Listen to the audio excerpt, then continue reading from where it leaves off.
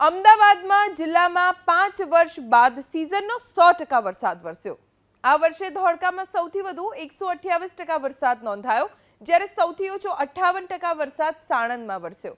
અમદાવાદ જિલ્લામાં 2019માં 30.43 ઇંચ સાથે 111.12% વરસાદ વરસ્યો, જ્યારે 2020માં 26.65 ઇંચ સાથે 96.80%, 2021માં 21 ઇંચ સાથે 77.12%, 2022માં 21.69 ઇંચ સાથે 80.18%, 2023માં 20.94 ઇંચ સાથે 77.65% વરસાદ વરસ્યો।